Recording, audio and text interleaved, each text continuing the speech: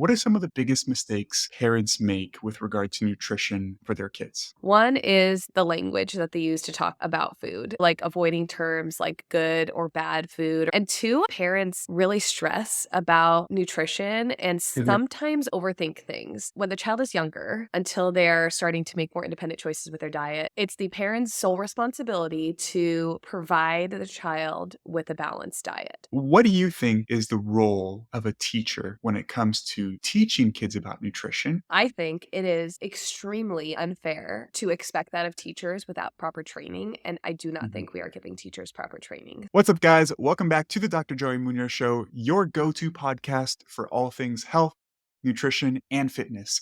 I'm your host, Dr. Joey, Nutrition Science PhD, and founder of Fit for Life Academy. On today's episode, I had a wonderful conversation with my friend, Dr. Taylor Arnold, who has her PhD in nutritional sciences and is an expert in all things nutrition for kids. Her social media content really focuses on teaching parents how to teach nutrition to their kids in a way that is healthy, positive, and is not going to have any sort of negative impacts on children's relationship with food.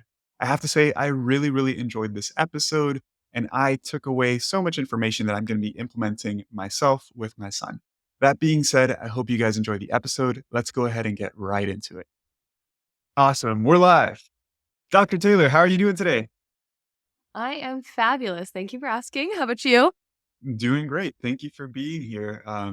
You and I have been following each other for a while, and this is the first time that we've actually had a conversation. So it's a pleasure to meet you. Yeah. Yeah, it's nice to meet you as well. I'm excited to chat. Yeah, I'm excited about this episode because, to give a little bit of background, you obviously specialize in helping, I guess, parents really help their kids develop a healthy relationship with food and perhaps right and wrong practices that parents follow with nutrition. And so selfishly, I want to learn about this because I have an 18-month-old, and I'll share with you during our conversation some experiences that I had as a kid.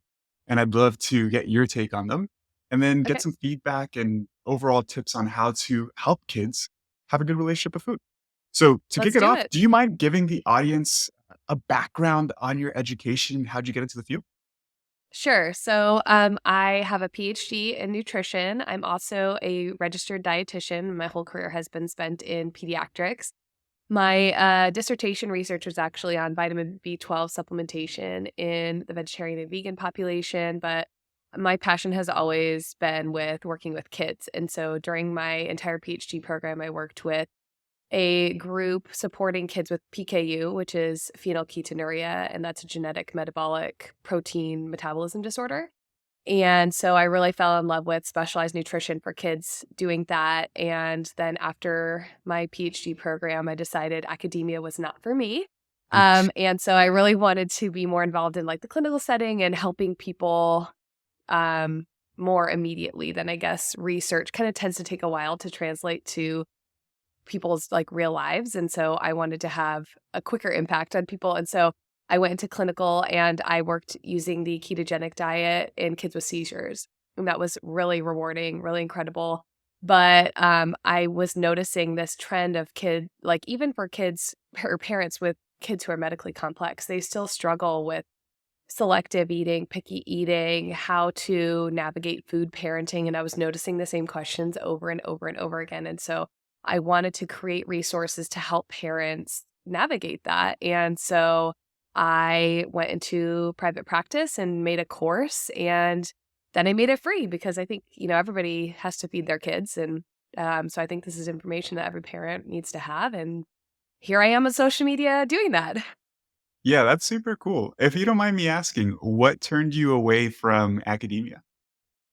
Oh, mostly the family lifestyle. I felt like it wasn't conducive. First of all, getting a postdoc and navigating that with my husband's job was challenging. And I just don't feel like postdoc life and academia life is really built for family life. It just didn't seem like it fits. And I think some people will disagree with me, but yeah, I didn't love that, and I really loved clinical. Like, I loved having a patient in my office Mm. and them, like, struggling with something, and then, like figuring problem solving and figuring out a way to help them and like the benefits and changes being immediate. I just think that's so awesome. I love that. Yeah, no, that's great. It's funny I asked that question because obviously I'm not in academia either. Yeah. And the reason I'm not in academia is very different than the reason you're not in academia. For me, I was just really turned off by like the political aspect of academia. I was like, Mm. no, I Oh, really well, don't that's definitely a turn off for me want to. too. Yeah. Yeah. I think for most people who have an academic background and then don't end up in academia, that's definitely one Mhm. of the big factors. I know you and I have a good friend in common, Dr. Adrian Chavez, and Yep. he feels the same way. You were on his Yeah, we podcast actually recently, right? yeah, and we did our PhDs together Yeah, yeah, yeah, at yeah. ASU. Cool. Mhm. Awesome. Um, well, let's go ahead and dive into it, talking about nutrition for kids specifically. First and foremost, Okay. I love your page. I found your Thank you. page before I even knew that you went to school with Adrian. I think I was just like when something, is going on in your life and then you, like, search it on social media and then you get bombarded with content on that topic. Right now, Yes. my wife and I are closing on a house and, like, my whole social media feed is, like, home, renovations and, like, what Oh, to do okay. when you buy a house and all this. I think I found your page when we were having our son about a year and a half ago, and I was sharing stuff about kids with my wife, and your page popped up, maybe even a little bit before that. And I was like, wow, this is really, really good information. And a lot of the information that you share, I think, is partially common sense, but Mhm. also not very common, if that makes sense, right? And Yep. every time I see your videos, I always relate the information that you're sharing to my experience as a kid. And my experience was very, very different. Pretty much many of the things that you say that parents shouldn't be doing were the exact experiences that I had, right? And I want to pick your brain on these things as well because I totally see how some of these things, and I know we're talking somewhat abstract here, we'll get into detail, but how some of these things can impact kids negatively. But I think I have a pretty healthy relationship with food. I feel comfortable in my own body. So I'd love to dive into that a little bit as well. But the first Sure. question I really wanted to ask, and this is probably going to go in a million different directions, is what are some of the biggest mistakes parents make with regard to nutrition for their kids? Mistakes. Gosh, well, I don't love, talking in like a negative way because I think that Sure, parents do like the best with the information that they have at the time. So, but like what are some things that parents can do to improve their kids' sure, relationship sure. with food? I think two things really come to mind. One is the language that they use to talk about food is so powerful. Like, language is so, so, so powerful, Mhm. and I feel like those are small changes that can feel very manageable for a parent to do. So, like, avoiding terms like good or bad food or anything that would, like, moralize the food, avoiding talking about their bodies in a negative way around the kids, avoiding talking about food in, like, a negative way or a way that suggests that, you know, their bodies are bad or they are bad for wanting to eat that. I think though that's a really powerful thing. And two, I think this comes with social media and the overwhelming amount of information. I think parents really stress about nutrition and Mhm. sometimes overthink things. And I've struggled with this personally because I think that it's due to the overwhelming amount of information online, and obviously, I'm a part of that, and, like, I wanna be different from other accounts in providing, like, evidence-based, practical, helpful information, but, I am a part of the amount of information online, so Yeah. that's something that I, like, grapple with a little bit, but I think that sometimes parents need to, like, take a step back and realize that these, and look at their child's diet and their relationship with food from, like, a bigger perspective. Like if one day they have a bunch of candy, it's just one day. And so not needing to like stress about it too much or overanalyze it too much. I think a lot of parents, including myself, could benefit from that and also a lot of areas of parenting. Yeah, it's tough. It's definitely tough, right? Yep. Because I feel like that sometimes as well. Um, and just having like a background in nutrition, I have an idea in my mind of how I would want my kids to eat. Right. And my son's at an age now where he's starting to develop a little bit of autonomy and learning how to say no to things he doesn't want. And he Toddlerhood. throws a fit when we're trying to give him something he doesn't want and he sees something else that he does want. And it's a Right. difficult transition because when he was younger, and he's obviously only 18 months old, but when he was like a year old, we could kind of put anything in front of him and he would just shove it in his mouth and it was not a big deal, right? And now it's a little bit different and Hmm. he'll gravitate towards foods that he likes. And thankfully, he seems to like healthy food options. He likes vegetables. One of his favorite things is just like roasted broccoli with olive oil. Could you That's imagine? awesome. Berries, he loves berries, but he also loves things like cookies and crackers, which I would like if he didn't have as many of those, but it's really difficult to navigate those situations, right? And it is difficult to just take a step back and just be like, it's not that big of a deal. Because realistically, in the grand scheme of things, it's not that big of a deal, right? How do you deal with those thoughts in a positive way? That's a good question. And, I'm not immune to those thoughts. Just because I talk about healthy relationships with food for kids doesn't mean that sometimes I worry about their sugar intake. I am one, I'm human. Two, I've read a lot of nutrition research. So I feel Yeah, like I have a lot of information swimming around in my head. But I always try to remind myself like what the end goal is.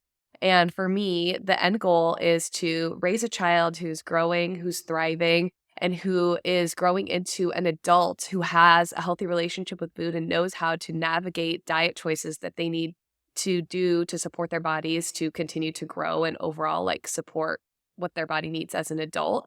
And if in the short run right now that means letting them choose the number of cookies that they eat so that they can like navigate and understand how that makes their body feel, and so that they cannot feel restricted when they come to a situation as a teenager where there's an unlimited amount of cookies at a friend's house, and I think that is my goal. And so I just try to remind myself of that when I encounter those situations, because I do. I mean, my kids love sweets and I do yeah. too. So, I think all kids do, right? yep. It's what you just brought up is a really interesting thing of like learning how to navigate these situations in a controlled environment, like at home, so that they Yep. can navigate them successfully, maybe when they're older and have more autonomy and they're at a friend's house, etc. Right. And even Exactly. as you were saying that, I was relating that to experiences that I had as a kid, not necessarily with food, but I grew up a single parent household with my mom, and my mom was very strict.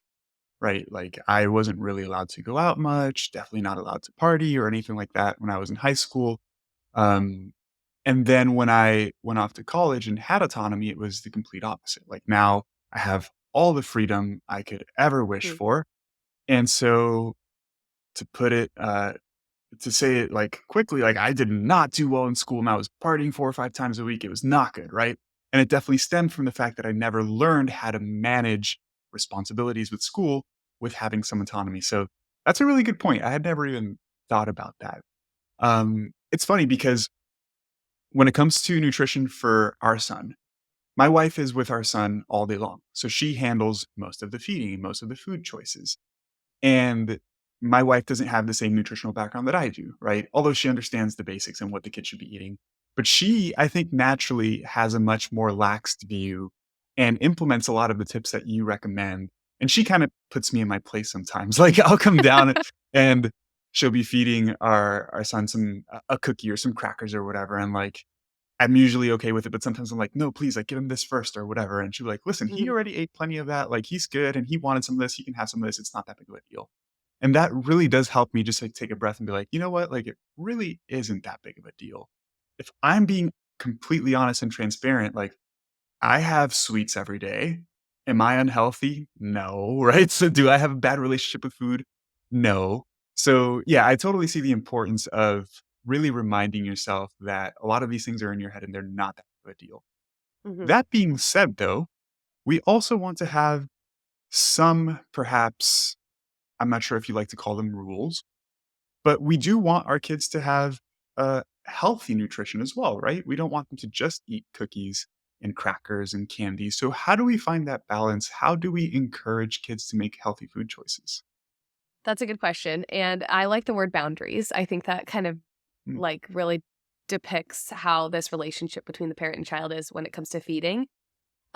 So what obviously this changes as the child gets older. So when the child is younger, until they're starting to make more independent choices with their diet in like tween and teen years, it's the parent's sole responsibility to provide the child with a balanced diet.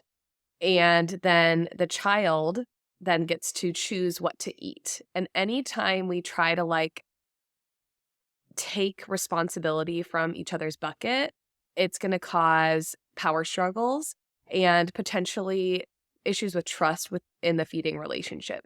So, because if you think about it, short of like shoving food into the child's mouth, like we can't force them to Yeah. eat. So your kid can really put their foot down and like seal their lips and say, no, I'm not going to eat that. And if you're saying you must eat this, now we're creating this power struggle, which is going to cause an issues with trust and potentially like your child wants to control. They love to control, especially toddlers. They just love to control these situations, right? So how can we as the parent do things to support your child in making these choices to like explore new foods and try new foods?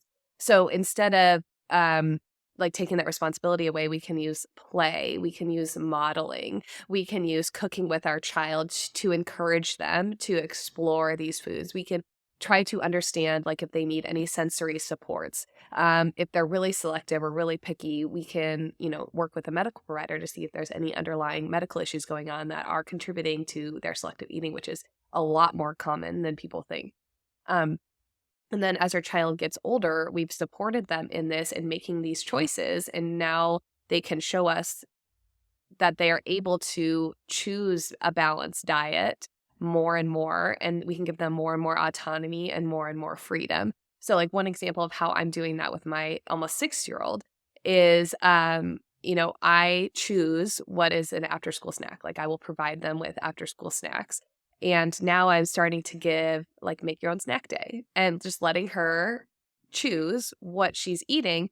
And it's really interesting to watch her like choose some chips and then like some chocolate chips, but then she'll pick a cucumber and like she'll make her Cool. little plate. And I'm like, okay, like it's sticking. What we're practicing and talking about is sticking. So I think in this discussion of like raising kids to be intuitive eaters and giving them autonomy and not, forcing them to eat, we also need to recognize that it's still our job to provide that balanced diet and to support our kids in meeting their bodily needs, which is a variety of nutrients from a variety of different foods.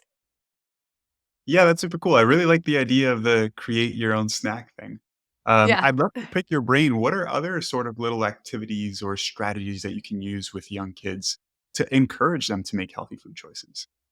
Yeah, so I think probably the biggest thing, actually two biggest things would be play and cooking. And so as the child gets older, play becomes less like silly, I think Yeah. like pretending to be a dinosaur and doing food art becomes less exciting for like a teenager, but Yeah. cooking is really important. So having like a toddler tower and inviting them to the counter. So like your little guy is a great age to start practicing knife skills. So like a dough cutter or like a child-safe knife and a banana or an avocado, like pop them up on the counter and they can start chopping and practicing those life skills, which they're going to use throughout the rest of their life. And it's a low pressure environment where they can explore that food and sample if they want to. And as they get older, including them in cooking as much as possible. And I think, again, that's also like a life skill thing that's really useful for the child. And then play at the dinner table is so awesome. So like we have crunching contests, like who can crunch this carrot the loudest. We talk about what animal would eat this noodle, what animal would eat this piece of chicken, what animal would eat this carrot. Okay, well, who wants to pretend to be that animal? I bring in like novelty items or like, play items for the table. So like, um, you can feed a stuffed animal, you can have fun utensils, you can do a backyard picnic and serve things that style, which has been really great for us lately. You can serve dinner in a muffin tin and they can serve themselves. So there's many ways that you can support your kids in exploring these foods. And so little of it is like actually talking to them. Like I've had questions like, how do I talk to my 3-year-old about Mhm. protein? And my response is like, don't. I mean, I don't really think that Yeah. they need to have these like lengthy lectures about protein. I think we could serve them protein food and use our tools to help make them comfortable exploring and trying it. And that's much more effective than like protein helps you build muscle, which is Yeah. true. But I don't think that that's going to get a child to eat the Yeah. protein. No, that's super interesting. And again, it's pretty simple, right? It's like, what do kids like to do? They like to play Right. and they like to have fun. So let's make it fun to eat healthy Hmm. foods. Exactly. But even like Exactly. even just thinking through that now, like I usually don't think through those things. They come somewhat naturally. You obviously play with your kid and stuff, but it can be really Uh-huh. frustrating when you're trying to give them a healthy food and they really don't want it, right? Right. Uh, so would you say overall creating a fun environment typically encourages kids to try things that perhaps they wouldn't or be more comfortable with eating certain foods? Has that been your experience? It could help, but I definitely think that there are situations where play isn't enough. So for example, like a child with sensory needs, if they really don't Mhm. love mushy, squishy things, playing with an avocado or practicing knife skills with an avocado isn't going to cut it. Yeah. So we need to do other things to like support that child. We need to maybe save avocado for later when they're like have other coping tools. Maybe avocado is a food that they're never going to like, and we can provide them other types of foods that can meet their nutrient needs that are still like within their realm of accepted sensory like capabilities. So I love play. I think it is so powerful, but I also feel for the parents who are struggling with kids with medical conditions or sensory needs who see this Instagram advice of like pretend to be a dinosaur and think, well, my kid has a pediatric feeding disorder, they have ARFID or whatever, and that Yeah. doesn't work for us. And that is like totally valid too, because that advice only goes so far. But yes, it is very powerful in helping most kids try new foods. Yeah, I can't imagine how tough that must be. What you were mentioning earlier about, my son's age being a great age to start incorporating some of these life skills. Yep. One of the best toys we've gotten him, and my wife saw somebody on a Facebook Marketplace selling like a little wooden kitchen set Mhm. for little kids, and we bought that for him and we put it in our kitchen. And it's one of his favorite toys. Like, we where we live right now, it's, like, multi-level, so our kitchen's on the 1st floor, living room's on the 2nd floor. So Mhm. it's difficult to let him play in the living room if we're in the kitchen, so we bring him with us. Right. And originally, he didn't wanna be there, and we're like, "We need to make this fun." So we got the toy kitchen, and now we get home, and if we need to be in the kitchen, we're like, "Hey, Junior, do you wanna cook?" And he's just like, "Cook, cook, cook." And when he That's so runs to the cute. kitchen, we bring him down there, and he has some pots and pans, and he just smacks them. He has some, like, stuffed toys that are shaped like food, so he has, like, a fish and some cinnamon rolls, and we're like, Mhm. "Junior, can you make us some fish?" And he'll just, like, put the fish in the pot. It's That's so really, cute. I really love it. cute. Yeah, it's adorable, really. Um, but, I wanted to talk about the topic that you mentioned with regards to force feeding, okay? Mhm. Because this is, I guess, a touchy subject, and I've seen people on social media advocate for the opposite side of the spectrum, and I'm not saying, like, forcing food down a kid's mouth, but really saying, like, kids have no autonomy, parents should choose, parents are responsible for all the food choices, etcetera. And I wanna talk about this because this is somewhat of the experience that I had as a kid, right? Like, again, my mom was very strict, and what she said goes. Like, there was no ifs, ands, or buts, right? And so for me as a kid growing up, never really had much autonomy over food choices. And I was pretty much forced to eat whatever my mom said was on the plate. And when I say forced, I literally mean like, obviously not food shoved down my throat, but I was not allowed to move from the table till my plate was empty. And I can recall one situation specifically that scarred me. And I've shared this story with all my friends. That's how much it impacted me. There was a period of time, maybe when I can't remember, maybe 8 to 10 years old, around there, where when I didn't want to eat something, I would pretend to throw up, right? Mm. And so for maybe a couple of days in a row, my mom would put something on my plate, and I would start eating and be like, "Oh no, I'm gonna throw up," and like I would kind of get away from it. And she caught onto the trend. And this one 'Cause moms day, are smart. yep, she served me this like massive bowl of like lentil soup with vegetables. and I was a relatively picky eater. I didn't like eating veggies, and I really didn't want to eat this. And I started eating it, and I remember starting to cry and say I was gonna throw up, and I was probably, like, I don't know, a third or half of the way done with the bowl, and she said, "If you throw up, I'm going to fill the plate back up again, and you're going to finish the whole entire new plate." And I tested her boundaries, and I threw up. I went to the bathroom, and when I came back, there was a whole new plate of food, and she said, "Sit Mm, down and finish your food." And I did not argue, and I just ate my food. But that was what my experience was like growing up as a child. And in many ways, I don't really know how it negatively impacted me because I don't know if it's because she forced me or I just grew up, but I didn't like vegetables. I then started really liking vegetables, and now I have a very good relationship with food, good relationship with my body. So I'd love to hear your thoughts on that because obviously not everybody that has those experiences end right. up having a positive overall relationship with food and stuff at the end, right? Right. So, I mean, these experiences and this type of parenting, which would be authoritarian. So we have like authoritarian, which is here's the rule, very and I mean it the way a parents can like oscillate between these types. So it's if you're in this bucket, you're not like always in this bucket. But authoritarian would be here's what you're gonna do, here's how you're gonna do it, no ifs, ands, or buts. Like Mhm, I am the ultimate authority in your life and you have no autonomy. Permissive is like do what you want. Neglectful obviously is I don't care. And then authoritative is here are these healthy boundaries and I am going to support you in adhering to these boundaries, mm, but I'm setting these boundaries with love and respect for what you need in the moment. And so those are like the 4 styles of parenting and that applies to food too. And so how a person is parented is associated with like disordered eating, eating disorder risk, that sort of thing. But it's mm, not necessarily causative. So someone can grow up in an authoritarian household or have like experiences with food and authoritarian parents, which is that like strict rule following, and be fine. And someone can really have like trauma and eating disorders stemming from that.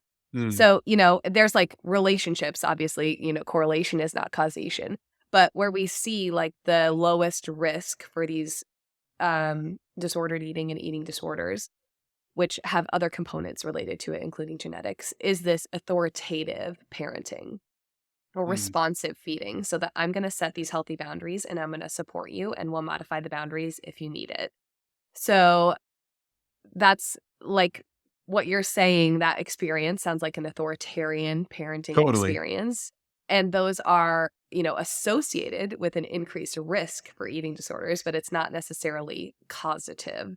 So, but I have heard from, many parents, and you can go into the comments on my Instagram, some of my posts where I talk about like the finish your plate before you get up or like force feeding. And like the number of people who say like this happened to me and now I have an eating disorder. This happened to me and it Mm. was like so traumatic and this happened to me and I'll never eat lentil soup until the day I die. Like you know. And so we have a lot of also accounts from people just saying like this is really damaging to me, but when it comes to the research, that type of experience is definitely associated with a higher risk for disordered eating and eating disorders.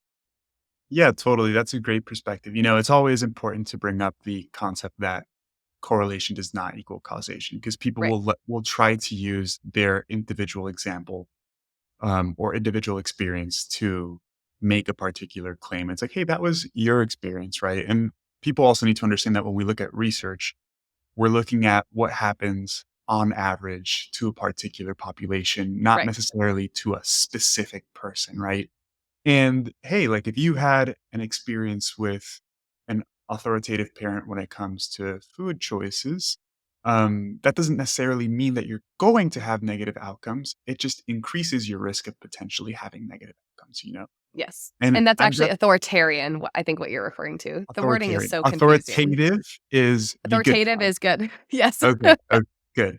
And even thinking about my personal experience, I did have a really I'm not gonna say shitty relationship with food, but shitty relationship with my body for a long time as a teenager growing up. I wasn't necessarily, and, even I guess reflecting on it now, I didn't ever think it was disordered eating, but if we went out to a restaurant, I felt like I had to eat all the food and I would stuff my face to them literally till I couldn't take another bite of food. And then maybe I wouldn't eat much for a couple days after that because body image was something that we talked about a ton at home. I come from a Hispanic background and it's not like intentional, but for some reason, culturally, Hispanic people just talk a lot about your body and your body image. And you're never in good shape. You're either too fat or too skinny, right? It's difficult. And throughout my teenage years, I always felt really insecure of my body. And to be honest, I think the one thing that had a really positive impact overall for me was like finding fitness, right? And I think that was one thing that was really a positive impact for my parents as well. Like both of my parents exercised regularly, were in good shape, and I saw how positively that impacted them. And so from a young age, I was always really interested in exercise. I always played sports. And I think it was really when I started college, maybe even towards like my sophomore or junior year of college, when I started seeing fitness as a more holistic thing, as much as I don't like that word because it's been hijacked. Yes. Um, but I think fitness has really been the one thing that improved my overall relationship with food and my body in the sense that I would see nutrition as a means to improve my performance. And I always felt really good when I would uh, get stronger in the gym or anything like that. Um, Anyways, not that that relates much to this conversation, but for me, thankfully, and this is something that I talk to my clients a ton about too, because I work with individuals who don't have healthy nutritional behaviors and they want to improve their overall lifestyle. And for me, conceptualizing or framing nutrition as a means to fuel your body and improve at these other things you want to do seems to be a pretty healthy way to improve your food choices and improve your relationship with food. What are your thoughts on that? I I know it's not related to child Yeah. nutrition. No, no. So I have two separate strings of thought here, but the Sure. first is when we're talking to kids about food and like fueling your bodies, I do love, framing food in that way. However, I think it can be a slippery slope for some people who view food as only fuel. Sure. Like only purpose is fuel because, I also want like to help parents teach their kids that like food is a form of social connection. Like for the Totally. entirety of human evolution, food has been a crucial part of the development of societies and like cultures. And so it's a way of communicating love. It's a way of expressing culture. It's a way that we can connect over the dinner table. And it's a beautiful form of connection between the parent and child is preparing and eating food and sharing a meal together. So I think that's a really important component of food that gets lost when we talk about like food as fuel. Mhm. That's one function of food, but there's like Sure. so many functions of food that don't relate to like the biochemistry. So, I think that that's really important to communicate with kids. Like, and I'm doing a series on my Instagram about the things that food does in our body. And, when we talk about like what broccoli does in our body, Mhm. it can, like, we can talk about the fiber and we can talk about like the vitamin K or the calcium, but like we can also talk about broccoli's really fun to cook together. And here's the way I here's how Yeah. I like broccoli prepared. I like it with garlic when it's toasted in the oven. Yeah. I do too. And I think, right. And Parmesan, a little Parmesan on top. So like that's really important too. Yeah. Um, and then the second thing I want to point out what you mentioned about your body image growing up. I think it's really important to talk about because I often see boys get left out of the body image discussion.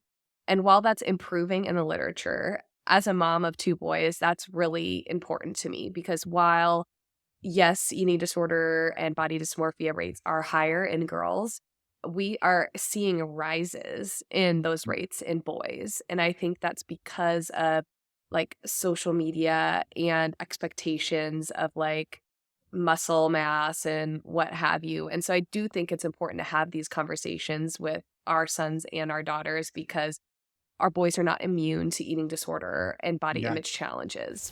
Hey guys, some of you may not know that I'm the scientific advisor for a supplement company called Outwork Nutrition. I help with the formulation of new products to help ensure that they're effective and backed by science. Unlike many other supplement companies out there, we don't rely on exaggerated claims or flashy marketing tactics. Instead, we let the science speak for itself. We take pride in formulating products that deliver real results, helping you achieve your fitness goals in a meaningful way. If you're in the market for supplements like protein powder, pre-workout, or recovery products, make sure to check us out at outworknutrition.com. And as a thank you for being an avid listener of this podcast, use code Joey for an exclusive discount at checkout. You can find the link to our website down in the description of this podcast episode.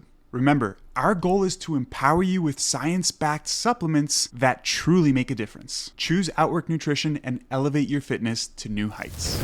Yeah, no, totally. How much do you think that, thinking of this from a positive perspective, how much do you think that this rise in prevalence in boys is due to the acceptance of talking about these things in boys? Like, is the prevalence due to just more people knowing about it Not versus is just it because actually of it, but rising? I would imagine it probably plays a role because I feel like in Yeah, today's society, we're more accepting, we're more willing to talk about these things, and maybe young boys feel more comfortable sharing these things than perhaps before. I don't know. I'm just trying to play devil's I advocate. do. I do think it plays a role. I also think social media is a Yeah, huge factor. Social media is so dangerous to our kids when it comes to their outlook on food and body. So I'm sure it's multifaceted, but yeah, yeah, I do think that that probably plays a role. More researchers interested in the topic too. So yeah. And it's funny because I'm super comfortable talking about it now. Like, it doesn't bother me in any way. I'm not ashamed of it in any way. But I do remember being a kid, like being really uncomfortable. And I remember again, like it's not with malice, but Hispanic culture, just so much talk about body image, right? And I remember mhm. one day, maybe I don't know, then I was in middle school, and my dad called me mi gordito, which means my little fat son, essentially, right? But Mhm. in an endearing way almost. And I just remember like breaking down crying, and like my parents didn't know why. They didn't think they were offending me in any way, and it really affected me. I remember in middle school, I would always wear 2 shirts because I was ashamed, and it's not a good feeling at all. And, it probably did stem a lot from the language that was used at home and the way that I was perhaps raised, with regards to food choices and having to eat these things and not these other things. And, what you just mentioned also about food being, a big social component, obviously, I fully agree with that, and I'm thinking here as well with experiences that I had. I remember when I first started getting into the whole fitness thing, I went from one extreme to the other as really just thinking as of food as fuel, as you mentioned. And then when I would have a spring break or a birthday or a holiday and I would go home, I wouldn't want to fully engage with the food choices that were available, right? Mhm. Because let's be honest, around holidays, it's not the healthiest food choices, right? And so I would be like, no, I'm not eating that. I made my own food. I'm going to eat this. My mom would just be like, what the hell are you talking about? I'm like, no, I'm not going to eat the rice you made because rice makes you fat. I'm just going to eat this other stuff that I made. And it really took me a long time to get to where I'm at now. And I've talked about this a number of times on the podcast. I can't necessarily pinpoint what was the turning point or what helped me improve. I think a lot of it is, although there are a ton of negatives to social media, I think if you intentionally, no, it's hard to talk about these things. I think I was fortunate enough to come across content that really positively impacted me, right? That's great. In the sense of like people, and I followed a ton of people in the fitness industry, but that had a more balanced view when it came to nutrition. Like, yes, food is fuel, but it's okay to enjoy yourself. And then I started practicing these things and having a little bit more flexibility. And then thankfully I got to where I am today. Um, so anyways, it's funny because as you mention these things, I'm having thoughts about my own experiences that I haven't thought Mm. about in a while. I'm like, no, yeah, this all makes sense now. It's all coming together. Um, Yeah. so I wanted to ask you with regards to it's authoritative. That's positive, correct? Yeah, you're making me question it. So let me just like double check on Google. No, I think that makes sense because authoritarian means you're, Yes, yeah, okay, authoritative is the good one. I yeah, always get like it is so hard to get my that crisscross because yeah, authoritative and authoritarian sound so the same. But yeah, authoritative is the good, like responsive, healthy boundaries, but also listening to your child's needs and Yeah. dual-sided communication. So for parents that are listening that maybe are picking up on things they want to change or perhaps want some tips on how to better communicate with their kids about nutrition, what are some examples of authoritative parenting and how can parents implement that or make changes in the way they communicate with their kids? Okay, that's a great question. So I'm going to give an example that I've been talking a lot about in my account, which would be a child who finishes dinner, says, I'm done, I'm full. And then, like 10 minutes later, says, actually, I want some chips and candy. And full So just that's means I don't want to sit here anymore. right. So permissive parenting would be do whatever you want. I don't care. Neglectful parenting would obviously be like, you're hungry. I'm not giving you food. I don't care what you need. Yeah. Authoritarian parenting would be like, here's this food that you really don't like. You're going to sit at this table for 3 hours until you finish your entire plate. I don't care if you throw up. I don't care if you fall asleep. I don't care if you cry your eyes out. Like, you are sitting here, right? And authoritative parenting might look like several things. One is they might get leftovers out and say, here you go. Here's your leftovers Mm, if you're still hungry. But making sure that there's a safe food on that plate.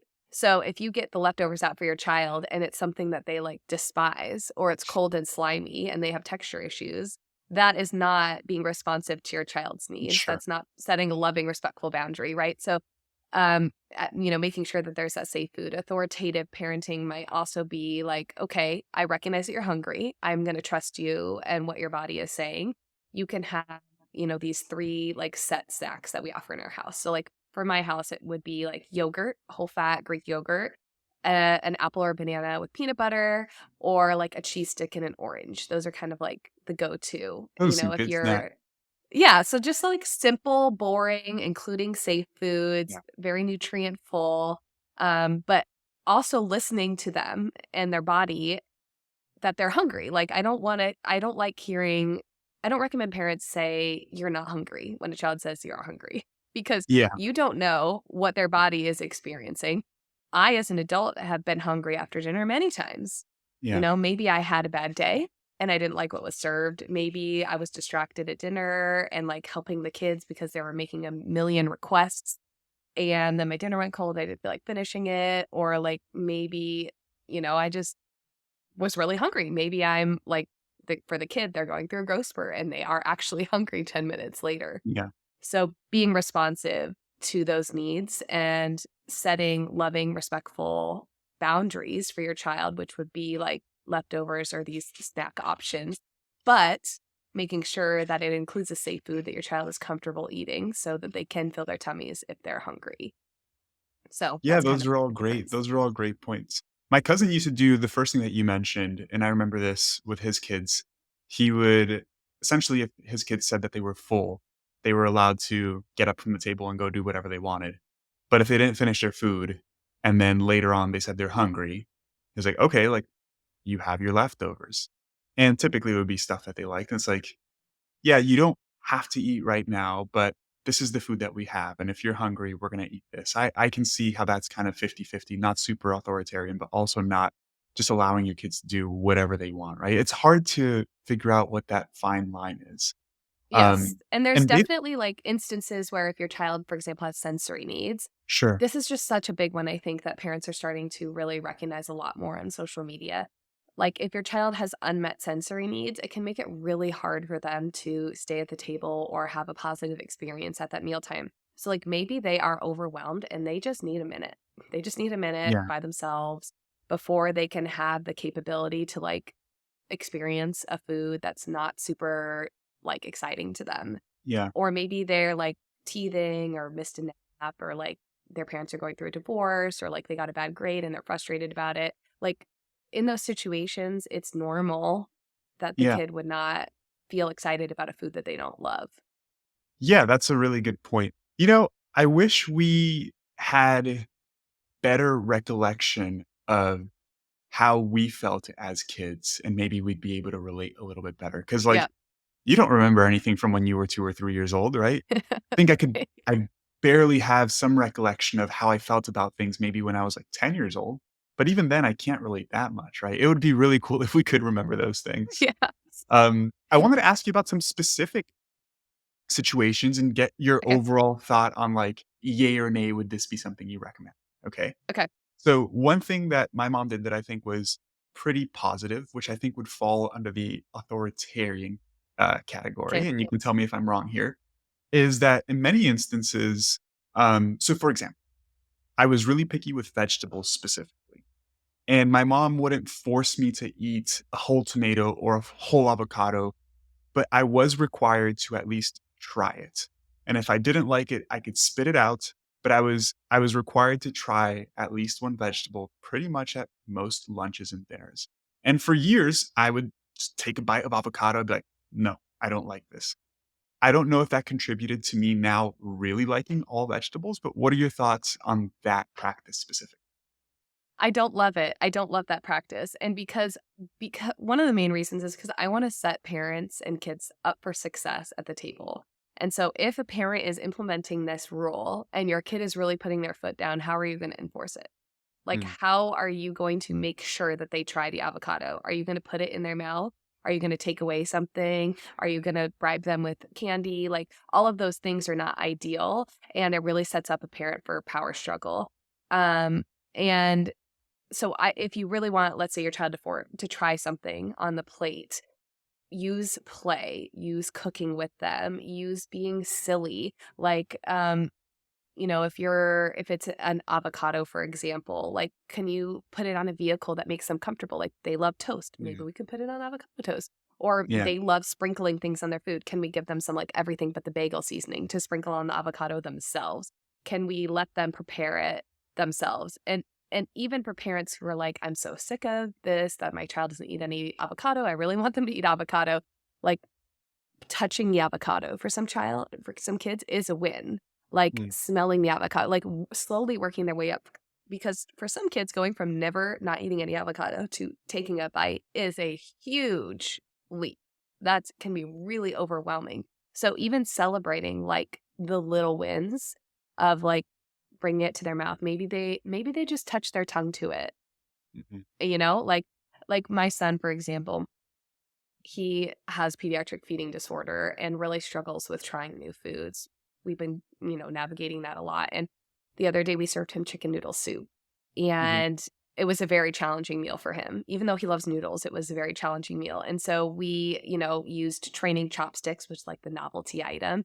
And we were like searching for the veggies and the soup. And so he would like pick up the celery. And I was like, I'm just going to touch it to my tongue. And I just touched it to my tongue. And I stuck my tongue out and touched it to my tongue. I didn't pressure him to do that, but he kind of was like sitting there thinking for a minute, and then he just kind of slowly like stuck his tongue out and touched the celery. And then he was like, "Oh, I actually kind of like this." And then he like nibbled a little bite, and then he tried another and a couple more pieces. So that type of situation I like way better than telling your child they have to take a bite. But I do want to say that it's way more work. Like, it can yeah, feel really overwhelming for a parent. Like, that dinner took an extra 30 minutes of me sitting there with yeah, him working on that, and that's yeah, really hard for busy yeah, that parents is to hard. do.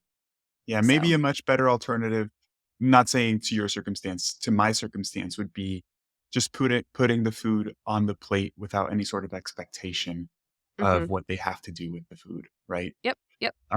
With our son, we do a couple things now, and again, my son's getting to an age where he like says no to things, and he'll say no to things he likes that we know he likes. So sometimes we'll just like, for example, chicken. He loves chicken, and sometimes Okay. we bring him chicken, and he's like, no, no, no, no, no, and we're like, okay, Right. whatever. And then we give him something else like a raspberry, which he loves, and he'll eat the raspberry, and then we bring back the chicken, and then he just eats the chicken. So it's funny because there's like no rhyme or reason to it. We're just like, all right, dude, we know you like this for some weird reason. You don't want it right now. We'll just wait a couple minutes and bring it back, and then you'll eat it. That's one thing we do. Sometimes, and I have a feeling that you'll say that you're not the biggest fan of this one because I think maybe when they're a little bit older, they again can put their foot down a lot more than they do when they're so young. Yep. But and I actually saw one of your videos on this of like not rewarding certain foods. If like if you say something like, "Hey, eat this first, then you can have that. It's almost like you are rewarding this other food that may be quote unquote unhealthy or whatnot. For us, it's like he loves berries, right? So like raspberries, for example. And sometimes he doesn't want to have any of the chicken or any of the main protein. I don't necessarily know why. I wonder if it's because you have to chew it more or whatever the reason is. But we'll be like, you have to eat a little bite of this before you get that.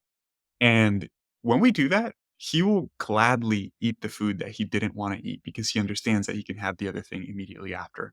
So if we're like, hey, chicken, and he's like, no, no, no, no, no. And he sees the raspberry, he's like, that. We'll be like, if you take a bite of this, you can have that. And it usually works really, really well. He just puts it in his mouth and then he has the raspberry, asks for more raspberries, and we're like, no, a bite of chicken in between. And so far, that's been working well.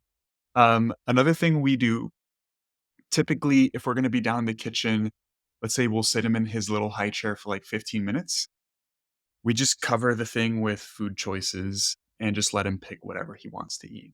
Right. And obviously, it always includes some things that he likes and maybe some things that we want him to eat, but he doesn't eat much of. So we'll put like chicken with raspberries and some cheese puffs and kind of like all mixed up on his tray. And he'll just pick and choose what he wants. But those are the main strategies that we use right now. And honestly, we're really lucky that so far, he's not really a picky eater at all, and he's been pretty good with overall food choices. Are you tired of spending countless hours grocery shopping, cooking, and preparing your meals? I get it. Time is precious, and that's where Icon Meals comes into play. I've partnered with Icon Meals to bring you delicious, macro friendly, and high protein meals that will make it easier than ever for you to achieve your fitness goals. I understand that you may have hesitations over the cost of a meal prep service compared to cooking food at home. But let's face it, how often do you spend more money eating out because you didn't have time to prepare your food at home anyways? With Icon Meals, you not only save time, but you invest in your health. These meals are carefully crafted to be healthier and more in line with your fitness goals than most of the food that you eat out anyways. So why wait? Visit iconmeals.com and explore their wide array of mouth-watering meals. And as a special bonus for listening to this podcast, use code Joseph10 at checkout for a special discount off of your order. By the way, you can find all of the necessary links in the description of this podcast. Don't let time be a barrier to your success. Choose Icon Meals and fuel your journey towards a healthier, fitter you. Yeah. Um, I mean, you said, I want to interrupt here because you said there's sure. no rhyme or reason with the chicken and raspberry thing. And actually, there is Okay. definitely a rhyme or reason to that because I look at my analogy to this is so raspberry is your kid's safe food. Yep. And I think my analogy is a safe food is like the friend you bring with you to a party where you don't know anybody. Okay. You're much more willing to like socialize and talk to people if you have that person by your side to help you feel comfortable in that new situation. And I think the same thing is with exploring food that they don't like necessarily love or it's new. If there's a safe food on the plate, kids are more likely to like branch out and explore if they see they have that comfort option. And so I think it does totally make sense that when you serve chicken alongside raspberries, he might go for the raspberry first and then be ready Yeah. to dabble in the chicken. Yeah. It can also take the edge off of like big hunger, which can make trying new things difficult too. So Yeah, that's a good point. I've realized that the struggle seems to be more during the initiation phase of eating, where like he yep, was playing or something and like, hey, it's time to eat, and he doesn't want to eat. And then we're like, hey, chicken. He's like, no, no, no, no, no. But like we right. bring a raspberry and he's like, yeah, I love raspberries. Yes. Has a couple raspberries, and then we just like literally just put up a piece of chicken, he just like grabs it and shoves it in his mouth. Yep. And he loves it because he's like, yum, like he really likes it, right? Right. So yeah, that totally makes sense. I wanted to transition into a slightly different topic related Okay. to nutrition and teachers and school. But I want to be Yeah. respectful of your time and first Okay. ask you how much time do you really have? Because I know this is a tricky one too. Oh, I'm good. I'm good. Okay, sweet. We're good with time. So, I put that Q&A on my stories so that people can share some questions they wanted me to ask you. And most of the questions were related to language or teaching kids about nutrition, specifically in the context of school, right? Because I think a lot of the things that we're talking about, they work well at home. And kids are home for a couple years, but then they turn 5 and 6 and they go to school and they spend the majority of the time with other kids and with their teachers. Right. What do you think is the role of a teacher when it comes to teaching kids about nutrition? And in addition to that, if we agree that there should be some nutrition education, what does that look like, right? And I asked this because one of the questions was like, what's the right time to teach kids about nutrition, not nutrition, about calories? How do you talk about calories to kids? I'd love to get your perspective on those topics. I just made a YouTube video about that, so I'll send it to you. Great. um, so first of all, yes, I do think that there needs to be nutrition education in school. However, I think it is extremely unfair to expect that of teachers without proper training. And I do not Mhm. think we are giving teachers proper training. So I want to just put that like caveat out there that I see a lot of parents really frustrated with like the way nutrition is taught in schools. And it's not a teacher problem. It is a systemic problem. Teachers are overwhelmed, underpaid, undersupported, and now parents are expecting there to be this additional layer that they're Mm. like parenting and teaching children about food. And I just think it's unfair. I think Yeah. school, like professionals like you and me, need to be hired to guide nutrition curriculum, and that is not happening. Yeah. And so that's my disclaimer. Yeah. However, now when should we teach our kids about calories?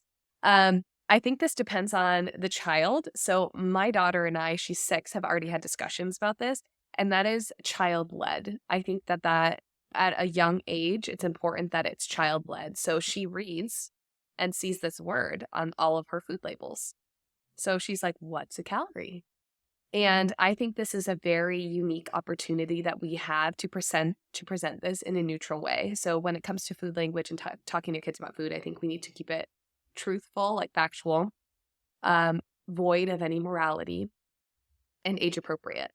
And so I will say things like calories are the energy that food gives our body. And then I would say something like to pique her interest in like the way her body, is, or science, I would say, and you want to know how people find out about calories. They burn the food. Like, how cool is that? And then she might say, "Well, I want to burn it." And I would say, "No, we are not setting our food on fire in this house." But now she'll like look at her food label and she'll be like, "This has 100 calories." And it is like it's just so cool to hear her talk about calories in such a Yeah. neutral way. Like, there's no association with weight loss, there's no Mhm. association with body image. And she'll be like, "This is giving me 150 calories, so much energy." Yeah. And I think that's really cool. Now when they get older, like I don't think at any age we need to be teaching our kids about calorie counting Yeah. or weight loss. So I think that keeping things factual like that is important. And then also being preventive when it comes to like weight loss messaging or diet culture messaging that they will get in schools. So, like, when our kids get older, we may want to present the idea that says, like, some people think that we need to change our bodies by counting the number of calories in our food. But I want you to know that I'm going to give you everything that your body needs to grow and be healthy. And that's not something that you need to keep track of, and being very careful with introducing this Yeah. until they're older.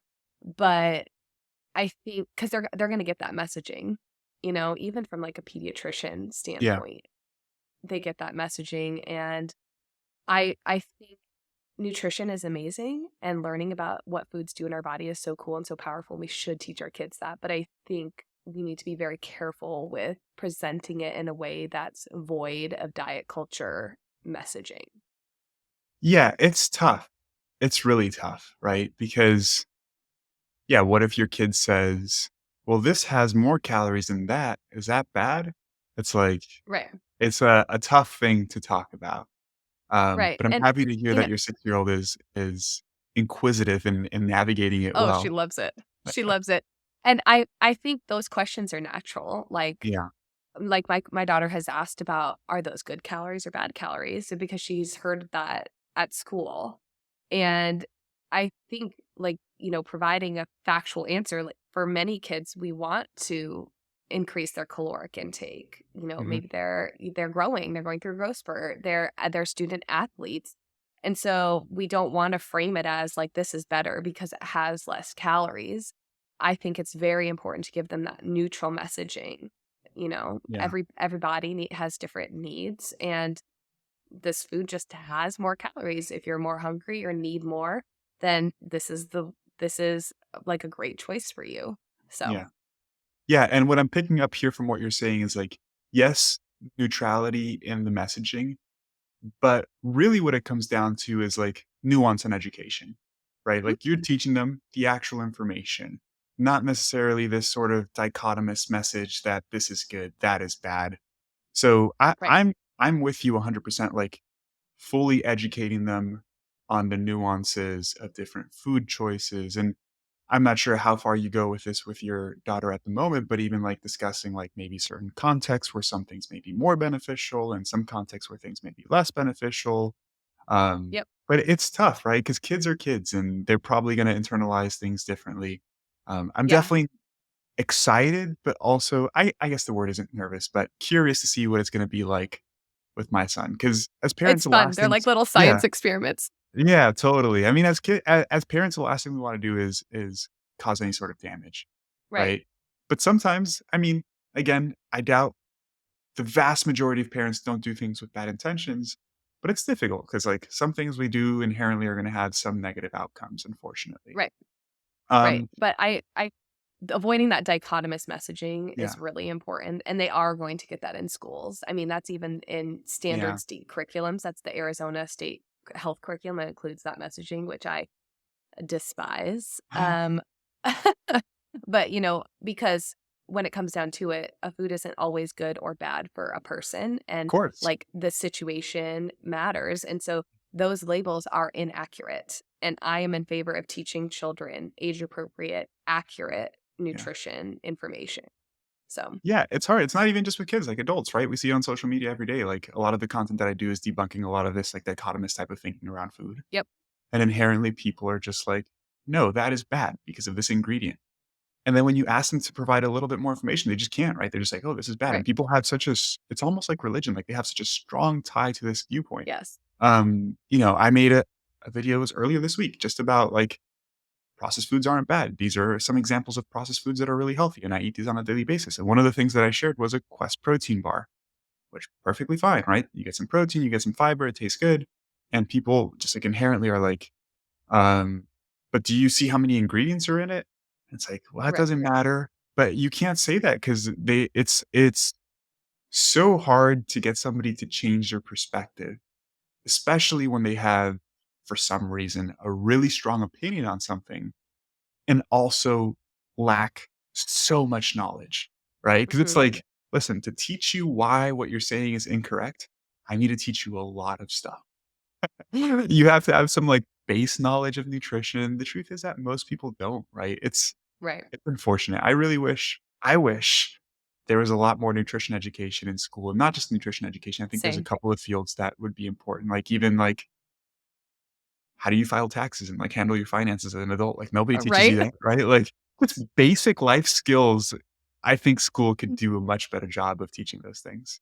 Yep. How do we get you to be in charge of the nutrition curriculum for all schools in the US? Oh, I would love to do training for schools. I'm trying to work on that now, but Yeah? it's schools are there's a lot of bureaucracy with Yeah. schools and requirements, and if some teachers don't want to teach good or bad food, it's like written into their job requirements that they have to. Really?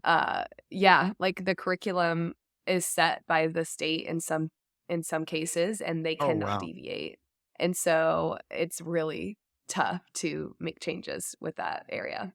Yeah, I was unaware of that. I don't Yep. remember learning about nutrition at all in school. But again, I was so young, so who knows?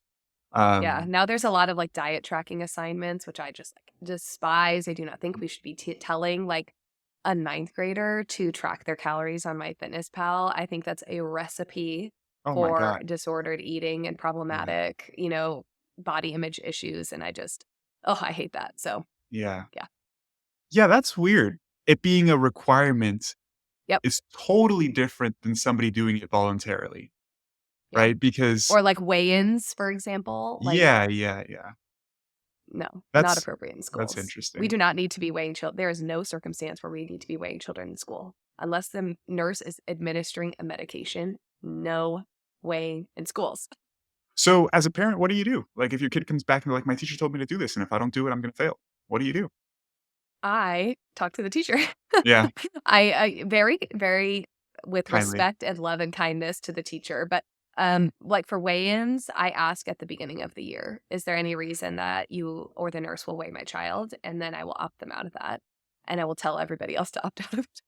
Yeah, If it's like a diet tracking assignment, I will, send my kid a letter or send the teacher a letter and talk to my child about it and opt them out of it. And if it's a good versus bad food assignment, I will also opt them out of that and have the discussion at but always, always, always, I provide the teacher with any support that they need. Like, do you want me to buy you a new worksheet? Can I come in and talk and bring some food to explore with the students? Like, how can I support you and how can I help you to, adjust this curriculum if they're interested. And if they're not, then I just adjust it with my own kid. So, yeah. We need more people like you, Taylor. oh, That's thank you. rare. That's rare. Seriously, that's like I'm trying to think about how I would handle the situation. I would definitely talk to the teacher, and I can s- I'm a very kind person, but I can also be somewhat rough around the edges when things piss me off. And I can Yeah. imagine like maybe in some of those situations I wouldn't respond the most civil way. Especially if I see that it's negatively impacting my kid too. Right. Um, so I saw this on social media, so it may not be fully accurate, Okay. but it was about the nutrition education curriculum in Japan specifically. I'm not Okay. sure if you've seen or read about this, but apparently, um, as young as like kindergartners or first graders, they have a lot of nutrition education, but it's not nutrition science education. So they have like cooking classes and they learn how to cook with healthy foods. And I think like once a month, one group of kids is like responsible for develop or not developing cooking lunch for like the rest of the class. And they alternate and they have meals together and they tend to have larger time frames for meals as well. So they can actually engage in the activity. And Yep. I remember seeing that and just being like, wow, like why can't we do that here? What are We your should. thoughts? Why We do you should. think the nutrition education um, in this country is so screwed up. I don't know, Yeah, and if I had an answer, I would love to change it. I think so much of it is weight centric, which is very problematic for young kids. I mean, we see repeatedly that weight loss attempts in kids is very strongly linked with eating disorders. And this like dichotomous thinking is like the type of thinking that eating disorder patients have. Um, why why it is the way it is, I think is probably a relic of 80s nutrition and it hasn't been changed at all, even with the new updated literature that we have. But I think what you said is really cool. And with young kids, especially, I think our nutrition education needs to be more food education. Like before yeah, a kid can learn about nutrition, they need to learn about food, like yeah, how to cook it, how it's grown, what it tastes like. So, for example, in my kids' classes, my son's pre-K class in particular, I try to go in like a couple times a semester and do food exploring with them. So like we'll have a theme. Like one day it was red foods, and I brought like radishes and dragon fruit and lychee berries because it was around Lunar New Year and strawberries and raspberries. And we just like talked about like, is this squishy? Look, this raspberry can go on my finger. Look at all the seeds on the strawberry. This is so cool. Here's how you cut a dragon fruit. And we just explored the foods and there was no pressure to eat, but you would see these kids who the teacher was like, oh, that one's really, selective. And they were like nibbling on the food and trying it. It was so yeah, fun. And the kids are like, this one is spicy, or I don't like this one, or I like this yeah, one. And like that kind of food exploring, I think should be built into our curriculum. But, you know, changing things in education is so, so hard. And I wish I had a better answer or a better yeah. If solution.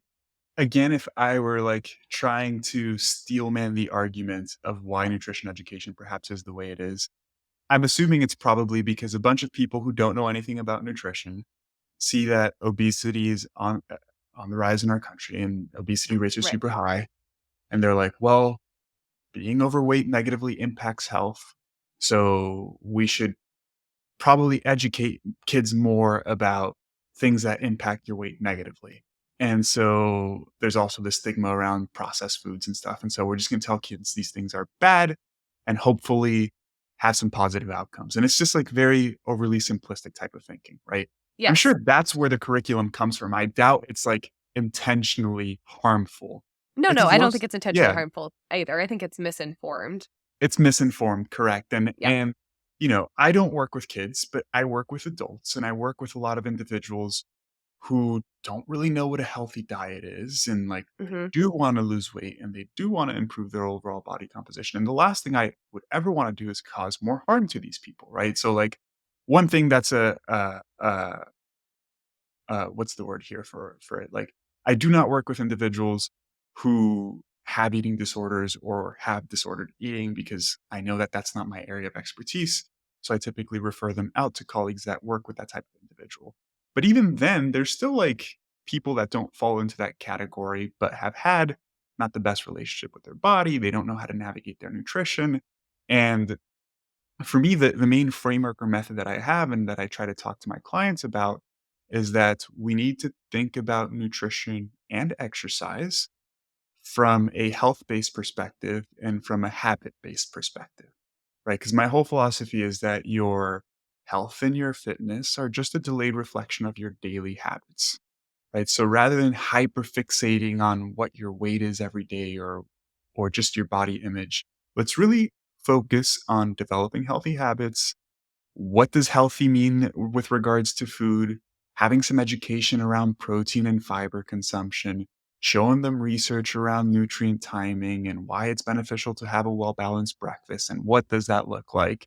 And essentially just over time, 3 to 6 months, really try to hone in on developing these healthy behaviors and as a byproduct of that, you'll lose some weight, you'll feel a little bit better in your skin, but it's not weight centric where that's the main thing we focus on. We really hyperfixate on these behaviors. And then I use, because let's be honest, as adults, we have objective goals. We want to look a certain way. We want to do this, right? And the way that I try to talk to my clients about this is like if they're frustrated with perhaps their lack of progress, rather than just like fixating on the outcome, which is their weight, we'll look at their adherence with their behaviors.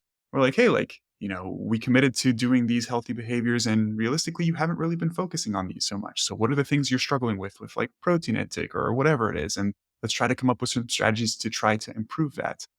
And I've had some pretty good success with it, and people who haven't had a good relationship with food feel a lot of freedom from tackling their nutrition from a slightly different perspective where it's not just about eating food to lose weight, but creating healthy overall behaviors. Um, yeah, I'm just sharing that because it came into mind. I was going to ask a follow up question there, but I really don't have any. Yeah, I think that's important when we look at kids whose parents are worried about their weight because Yeah, I have parents come to me all the time asking me like my kid's BMI is really high, like how do I help them lose weight?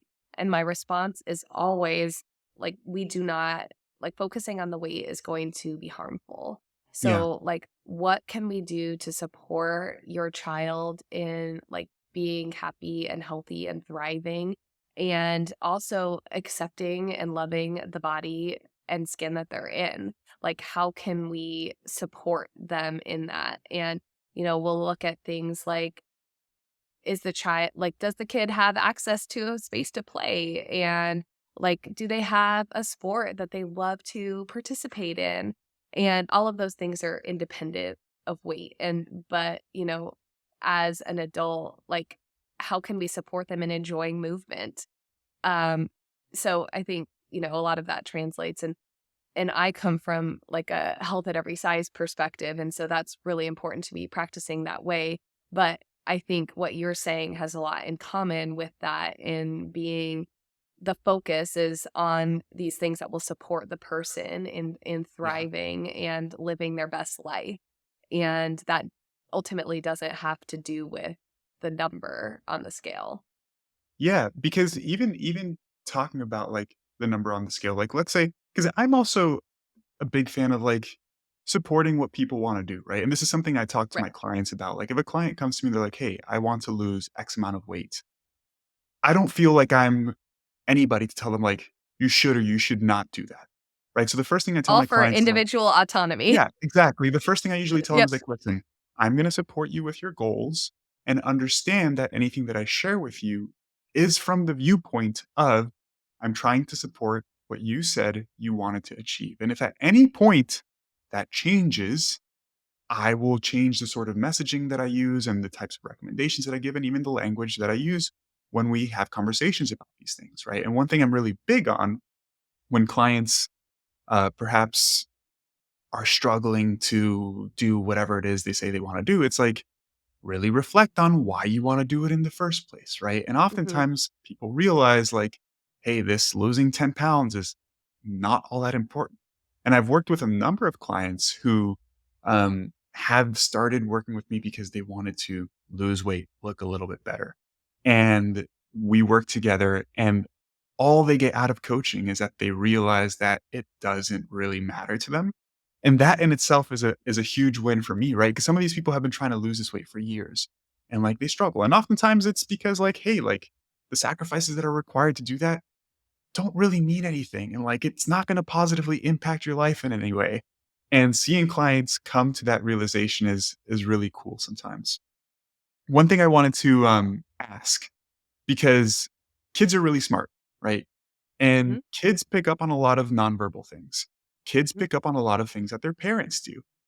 How much of how much of kids having success when it comes to nutrition and health simply just has to do with parents modeling what they want their kids to do? Because there's a lot of hypocrisy there, right? A lot. I'm Yeah. assuming parents who exercise regularly and have a healthy relationship with their spouse and are always laughing and having a good time, and they themselves enjoy eating healthy foods. Simply by seeing that, that must have a very positive impacts on kids overall, right? Yes. Yes, it does. But there's also, like, so many factors that parents can't control in that, which obviously, like, this is probably you already know all of this, but, like, access to education, income level, any sort of, like, discrimination happening around them in their community and to them personally, like, those things are all gonna have a big role. But yes, like, the modeling is huge. Modeling Yeah, is huge, and so if we want our kids to have a healthy relationship with food, one of the first things that I recommend is working on your own relationship with food because, yeah, even if you say like I have a horrible relationship with food, but I want better for my kid. Your child seeing you working through that and prioritizing that is really powerful and cool. Like in even if you have like an older kid, you can say like, we use the words good and bad around food, but I've been learning and I think that's actually not the best way that we should talk about food. So I'm going to use these words instead. And like communicating that journey and process to them is cool. It's really powerful and yeah, I think that modeling plays a huge role. And, when you say success with nutrition, my number one thing is always the healthy relationship with food first, because that's like the yeah, foundation. That's the certainly. foundation that all of their nutrition behaviors are going to be built on. And so, like, that is important. And then also, when it comes to like diet variety, I think it's also really important to acknowledge the barriers that many kids struggle with and like how can we meet them where they're at because what like a person with ADHD and a ton of sensory needs that like is going to look different. Their diet variety ultimately and goal is going to look different from like a neurotypical person. Yeah, And so like everybody has like a different path, a different finish line or a different journey. sure, And so I think that's also really important to acknowledge there because when you say success, like that's going to look different for sure, every single kid. sure. Yeah, and the reason I asked that question too, again, is just like thinking about, because I've been into working out and being active since I was a kid. And I definitely think that's because my parents were that way. Like I saw my parents exercising regularly ever since I was a little kid. And that was something that was part of their daily routine, independent of what was going on. Like my parents just exercised, and not because they felt like they needed to lose weight or anything like that. Like they just really enjoyed it, right? Like my mom would take me to the gym with her and like that was her alone time and she would have uh, a great workout. She really looked forward to it. So it was like a very positive relationship with physical activity.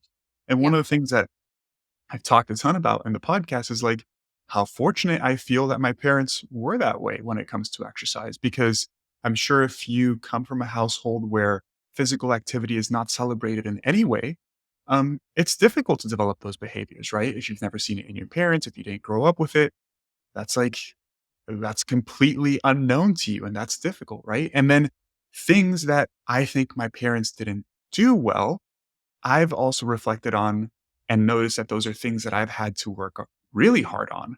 One of those is like communication with my wife. Like we've been together for 8 years now, but at the beginning it was something that was really difficult for me. Like my parents never had like communication did not exist in my house. Like I was never able to like openly communicate with my mom because if anything I said slightly contradicted her viewpoint, it was just a huge argument. So many times I would just shut down and not talk at all, right? And, when it came to my parents, there was always, like, a lot of lying and a lot of deception, and I saw those things, and when my wife and I first started dating, I would realize that I would sometimes just lie over very small little things that didn't even matter, like, very small white lies, and communication has always been really difficult because whenever there's an argument, it's almost like I get really defensive and I, like, shut down, and I don't know how to talk through those things, and I can only really attribute that from my perspective to the experiences that I saw as a kid. So I'm so big on like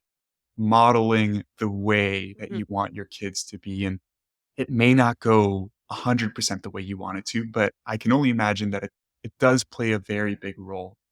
And that's where the Yes. question came from. It Yeah. does play a very big role, and I do wanna also encourage parents who are still struggling with their relationship with food that it is possible to raise kids who have healthy relationships with food even while you're still working on your own relationship Yeah. with food. Like, it's not a lost cause, so, Yeah. And last question for you, Taylor, before we wrap this up, 'kay.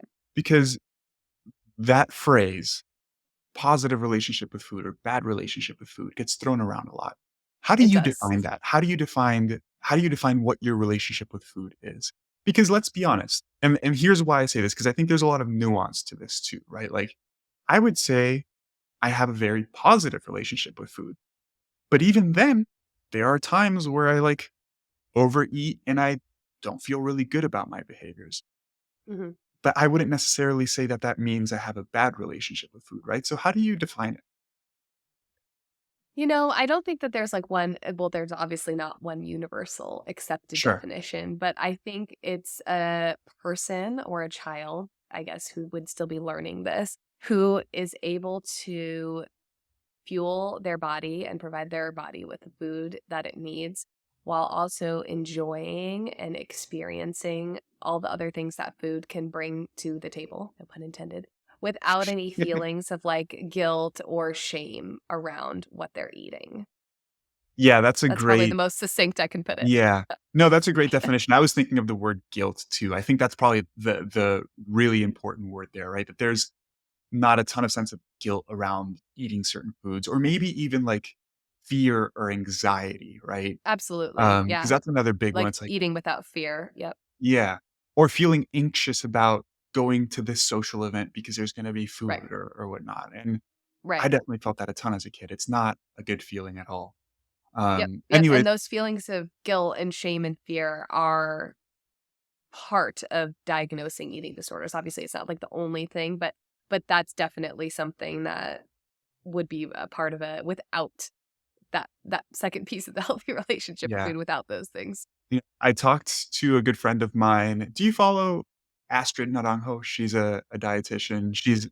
Her social media handle is the anti-diet dietitian. Oh, And yes, yes, I follow yeah, her. yeah. So I had her on the podcast and her and I well, when I used to work with Lane Norton for his coaching company, she was my colleague there and she's a good friend. She's awesome. And I had her on the podcast and she really helps individuals work through disordered eating and dealing with binge eating disorder and all of those things. And one of the things that we really talked about is like, how do you define like binging?